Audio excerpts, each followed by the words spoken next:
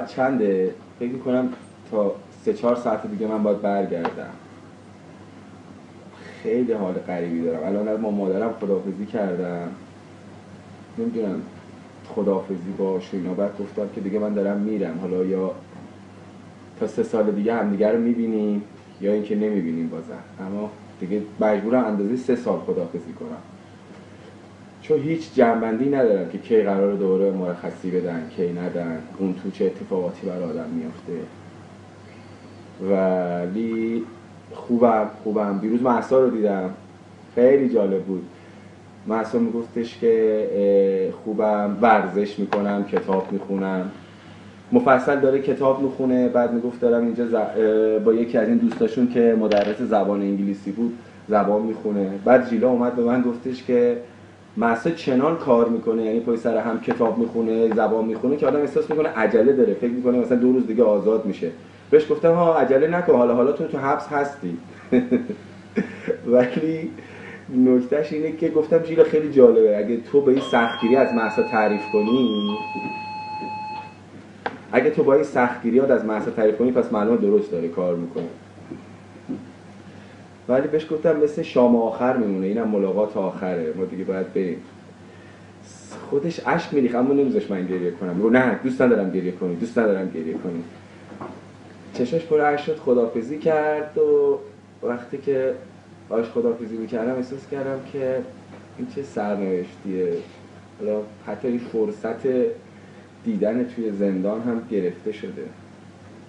نمیدونم، حالا ما روزنامه‌نگارا توی شرایطی قرار گرفتیم که باید بیش از هر چیز دیگه‌ای به فریاد هم برسیم، به خصوص که گاهی وقتا تو زندان فکر می‌کنم حالا دیگه انجمن صنفی هم وجود نداره، حالا دیگه هیچ نهاد و تشکیلاتی که بتونه یه بخشی از مشکلات روزنامه‌نگارا، اونایی که تو زندانن رو حل بکنه وجود نداره.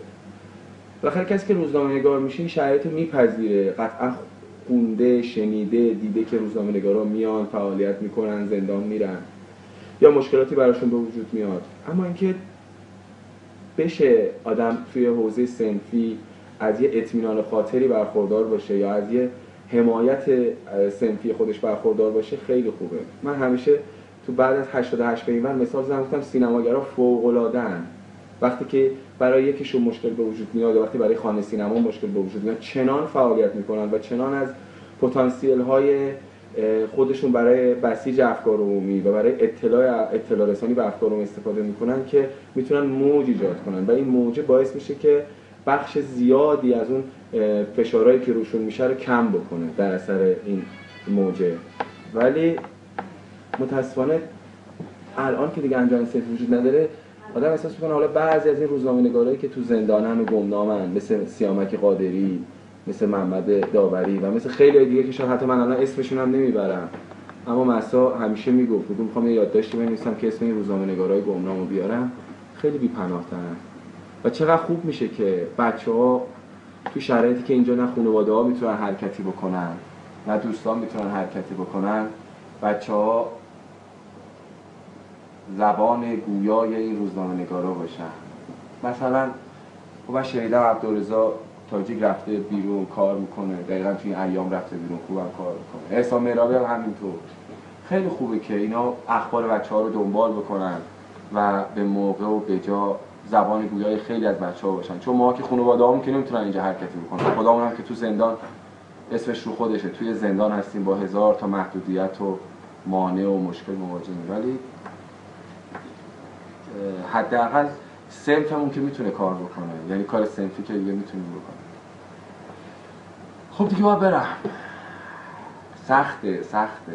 میدونی دیشب به یه سری از بچه‌ها میگفتم نامردا انقدر با آدم محبت میکنید که آدم جدا شدن از این فضا براش سخته.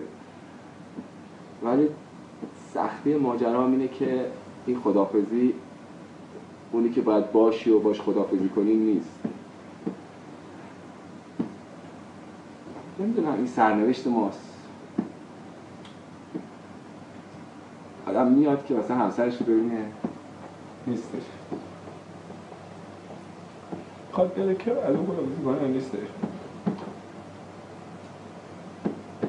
خداحافظ. همه تون دوست